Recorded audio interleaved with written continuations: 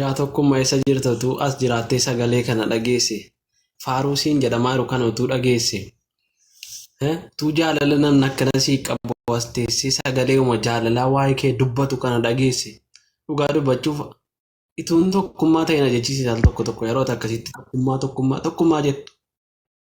Akka fuura gad baaftee ol leebiftuun hafuura kee tokkummaa yeroo jedhu yaa Rabbi tokkummaa nan gootuun jedha bara. Family lamaan baay'isa. Ani dhiigni koo waanuma tokkummaa malee hojjetu natti hin fakkaatu. Amma tokkummaa guyyaa keessa akka biyya kanaatti sa'aatii 10 gaafa ta'u dhaqeen cheekisa godha laayivii irra jira moo hin jiru jedhee.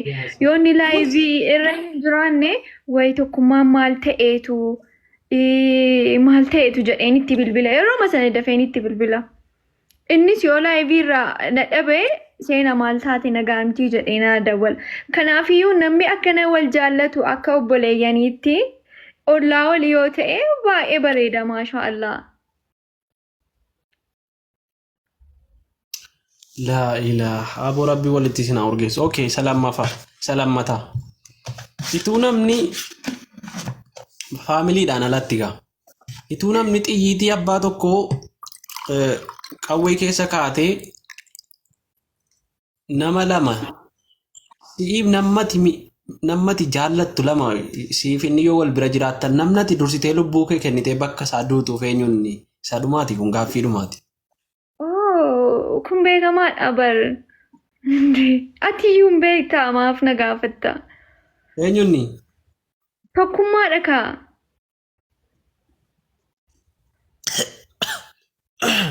Wallahi laazim tokkummaadha ndee. Ammas tokkummaa. Wallahi baay'ee miidhamteer ta'e. Jaalala qulqulluu sii qabdaa.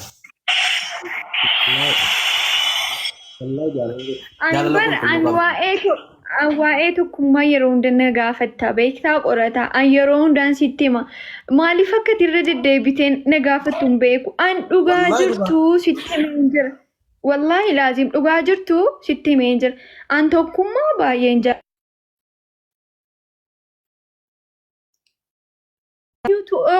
Nama jaallattu keessaa nama miidiyaa irraa eenyutu yoo ollaa kee ta'e filatta jennaan tokkummaadhaan siin jedhe indee kana caalaa maal yeroo darbeesi dubbadheen jiraan qorataa wanti jiru hundayyuu jechuudha.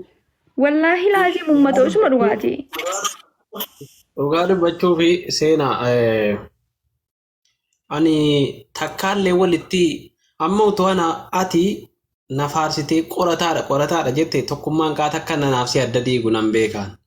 Garuu awwalittiin isin jaalladhe natti toltu atis hiriyaa waggaa 11 waan akkasiiti anaa fi hiriyaa ganamaati hiriyaa ijoollummaati.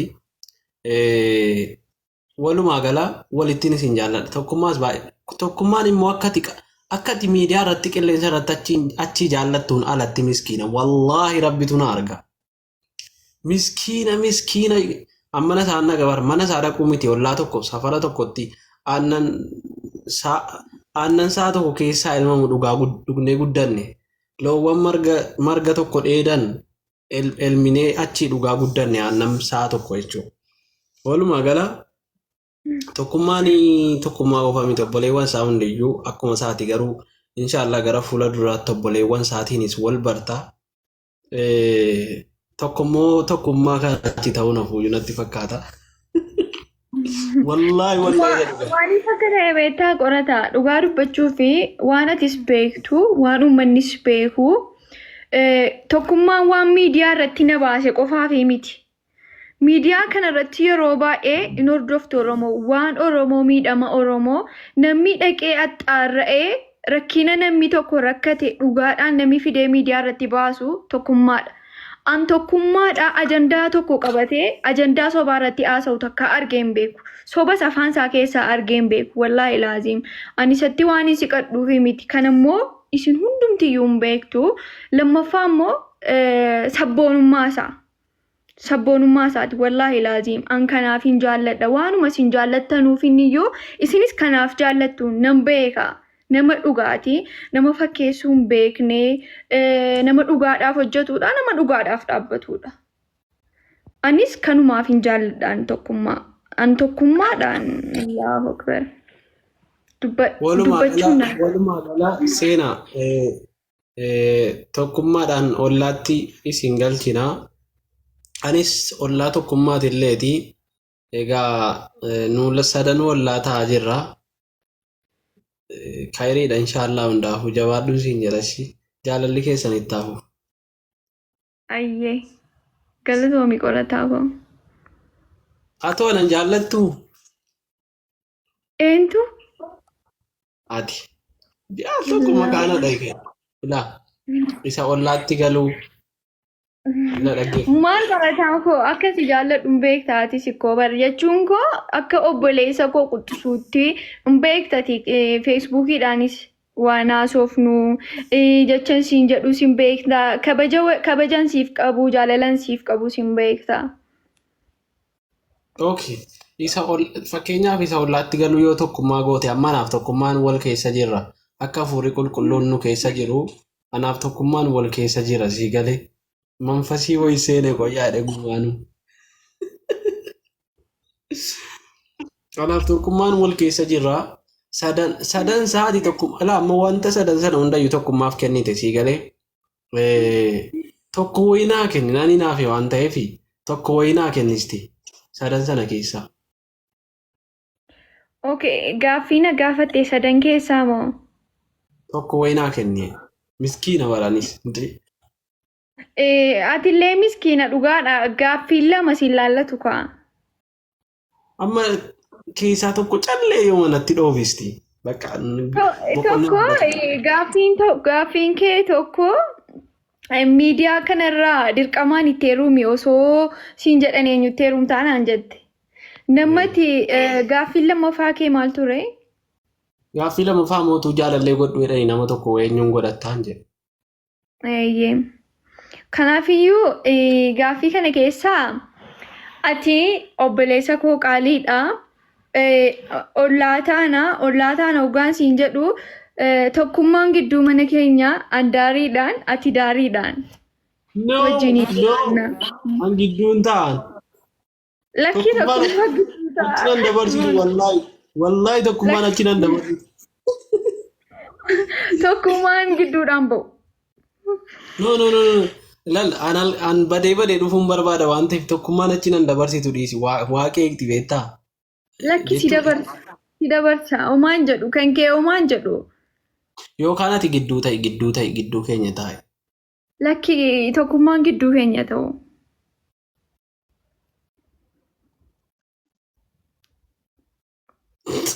Wallaahi miila keenya cabsaa hidhaa as jala. Kanaati kudhanii bahee qophee kadhaa faamiliin. Abaaboo ishee kudhanii. Amma waa hunda bakka ollaadhuma taane jechuun ollaadhuma taane obboleessa. Bakka ati kanuma jaalallee kooti jettu wayin jiru waa wayin jiru singilnesh. An singilummaa singiliidha isaatii kanatti. Abaaboo ishee kudhanii faamilee. Aboo rabbiin namatti jaallattu nama si jaallatu nama sii ta'u nama ilmoo keetii ta'u nama maatii keetii ta'u nama maatii isaatii taatu rabbi siif kennu. Amiin yaa Allah amiin. Wallahi nama akkati yeroo hunda teessee du'aa kadhattuu sana siif kennu.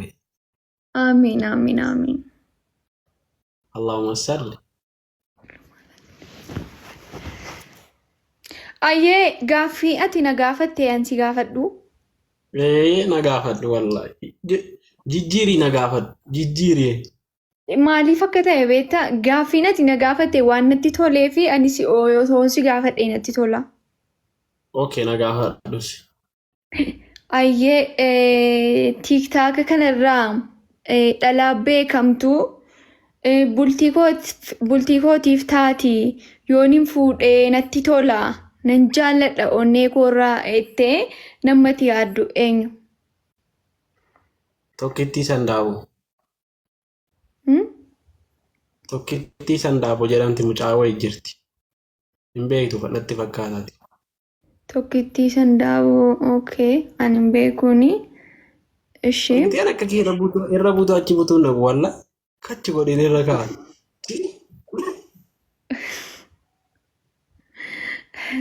Ishee namni osoo akkuma jettee na gaafattee nama lama gidduu keessaa namatti jaallattu namni itti jaallattu tokko dhalaas haa ta'u dhiiras haa ta'u si ajjeessina moo isa ajjeessina hiriyaa dhiiraas haa ta'u hiriyaa dhalaas haa ta'u isa ajjeessina jedhee si gaaffiin kun sii ka'ee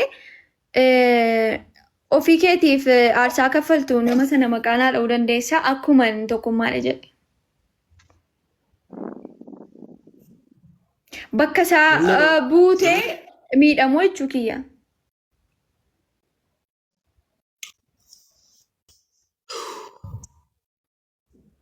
Bakka isaa duumu dhiiras haa ta'u shamaras haa ta'u faamiliidhaan ala. Faamiliidhaan ala.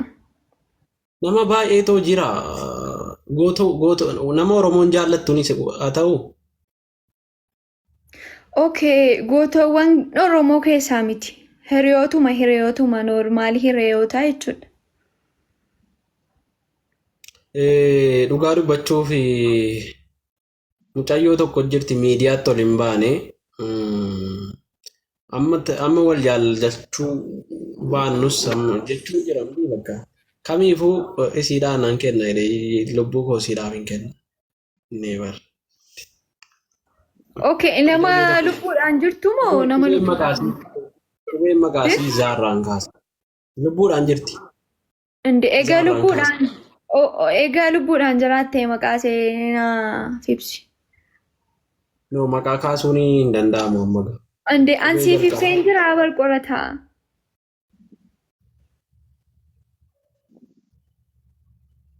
Laa ilaaha illallah.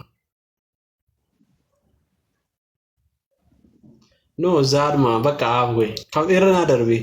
Irra naa darbe. Wayifan jedhe dhiise irra naa darbe. Kimi jedhiin naan jechaa jiru warri koomentii. Wallahi waan himan miti irra naa darbe. Irra darbe moo ayi faamilee. Akkanan ofii miti akkan ittiin himnetu jira. Qubeen maqaa sanaa zaadha waan ta'eef bakka irra darbe waan ani hin himneef wayitu jira. Ayyee tole dhiisee hin jira. Lubbuu koo isiidhaan nan kenna. Wallahi billahi bilik godheen kee akkasitti gammadaa kolfaan kennaaf. Gara hundaan maatiinis. Angaruu maaliin yaadee ture dooktaraaf lubbuu kee kennite jedhee yaadee ture isuma dhugaa. Haa ta'u eegee Dooktoraa lubbuu koo kennee naan utuma hin du'in dhugaa dubbachuuf achuma maccaa koo jedhaa gara maccaa fiigaa deemti. Maccaa?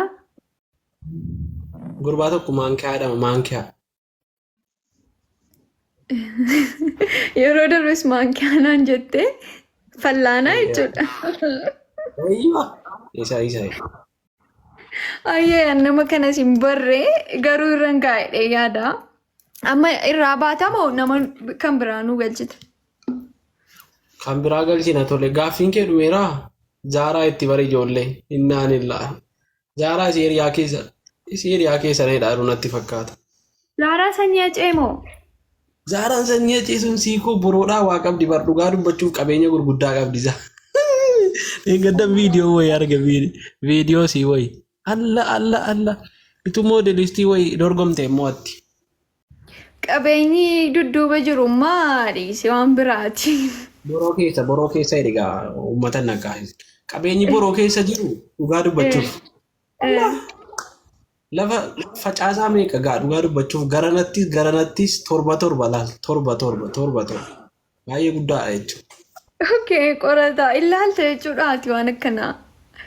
Maal qorataa ko ani koo bar co'aattiin si beekaa bar ani hoggaan si beeku co'aattiin si beekaa miskiinattiin si beekaa. Afaanumaan dubbachuu malee waanuma ol jettee akka kana dhalaa laaltu natti hin fakkaatu. Seena. Ilaal mee rabbii fedhii nama akkanatti jalba si qabeen utuma siin ilaalin jenne wantichi na ilaalaa jedha akkasiin miila fuutu na ilaalaa jedhaa deema bara dhugaa dubbachuu. Mee akkam wallahi ishee akkamii haa ta'u qeesii akkamii haa ta'u namni waan akka sana argee ija irraa akkana jedhu hin jiru. Yoollee akkana jedhe ilaala dhokate. Waa'ee ijji dhiiraa koo asiif achi teessi ijji dhiiraa bara. Kanaaf argitee jechuudha. Diqqaan arge dhugaa dubbachuuf mana saree uffadheen ilaale iji koo na jaama jedhe. Maaliif boo wantichi baay'ee daangaa darbe bara. Daangaan qabu dhugaadha daangaan qabu. Daangaan qabu dhugaa dubbachuuf. Kana anis ragaan ba'a. Amma beektaa dhugaa dubbachuuf Oromoon bakka itti mana ijaaratan dhabanii bakka lafa qotatan dhabanii cinqamaa jiran suntu bakka akka dachiitti kennameef irra jiraachuu danda'u. Kaaree meeqa ta'a? Kaaree meeqa ta'a bara? Bakka Finfinnee kaasee iluu dhaqu. Finfinnee iluu dhaqu.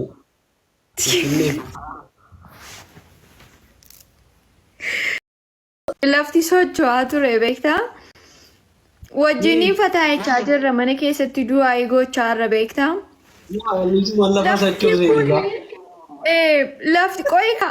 Lafti kuni inuma socho'aa ani kondominiyeemii keessa jiraadha gamoo afuraffaarra.